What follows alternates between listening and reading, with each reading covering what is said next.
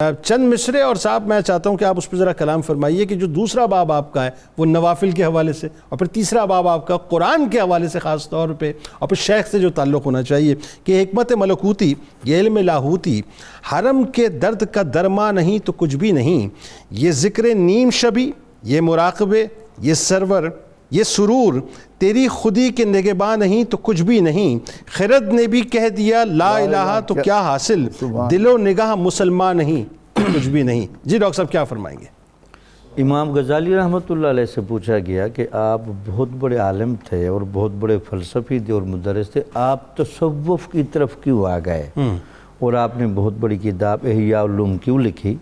تو اس کا وہ خوبصورت جواب دیتے ہیں کہ یہ جو تصوف ہے یہ مغز دین ہے، یہ روح دین ہے، حقائق کا انکشاف آپ کو تصوف ہی کرے گا۔ اللہ جب ان سے تصوف کے وسائل اور ذرائع پر گفتگو ہوئی تو انہوں نے کہا کہ صوفیاء کے پاس نگاہ فیض کے علاوہ جو شریعت ہے یا اعمال ہے یا پورا دین ہے، اس کے کرنے کا ایک خاص میتھڈ ہے جس پر عوام اور عالم پورا نہیں اترتا۔ اللہ پہلا تو ان کا طریقہ یہ کہ خلوص نیت، جب تک نیت کا خلوص نہ ہو عمل اپنا آخری اثر ظاہر نہیں کرے گا۔ اللہ اور خلوص نیت پر بحث کرتے وہ کہتے ہیں کہ جب تک آپ کا تزکیہ نفس نہ ہو اور آپ کا تصفیہ قلب نہ ہو تو پہلے تو عبادات اور ریاضات تزکیہ اور تصفیہ کریں گی، جب تزکیہ اور تصفیہ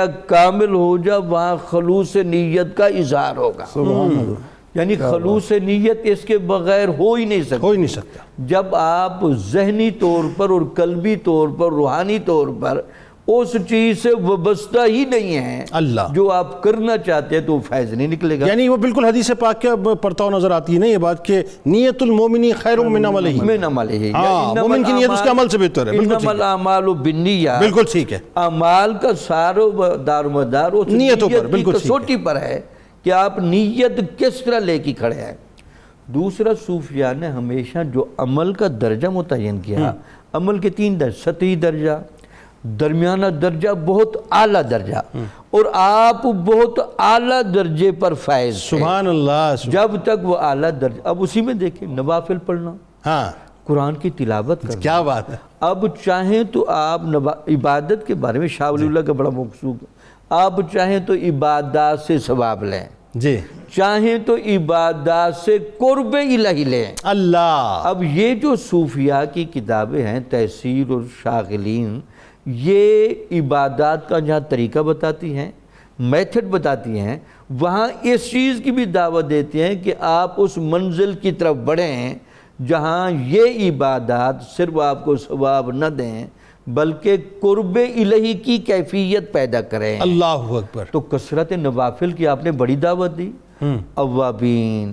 اشراق، چاشت، صلاۃ تسبیح، ان کے معمولات بتانے کے بعد آپ کہتے ہیں یہ جو کثرت نوافل سے جو محبت الہی اور قرب الہی ملتا ہے، پھر اس قرب کی کیفیت بھی بتاتے ہیں کہ اللہ تعالیٰ کا وہ کتنا قرب ہوگا۔ اللہ جہاں وہ کہتے ہیں میں ہاتھ بنتا ہوں، اللہ اللہ میں آنکھ بنتا ہوں، اللہ میں قدم بنتا ہوں۔ اللہ اکبر۔ پھر قرآن کی تلاوت پر جب آپ نے گفتگو کی، واہ واہ، اس پر قرآن میں چیزیں ہیں، جنید سے 3 ہیں۔ ایک تھے قرآن کے لفظ، ٹھیک ہے دوسرے قرآن کا معنی، جی، تیسرے قرآن کی خاص برکت اور نور الہی کی سبحان کیفیت۔ اللہ سبحان اللہ۔ ولی جب قرآن مجید پڑھتے ہیں پہلے تو لفظوں تک آتے ہیں، پھر علماء کی صحبت میں بیٹھ کر اس پر آتے ہیں، ٹھیک، پھر تقویٰ کے زور پر جب یہ قرآن پڑھتے ہیں تو ان کو انوار الہیہ کا وہ فیض ملتا ہے۔ ٹھیک، بالکل صحیح۔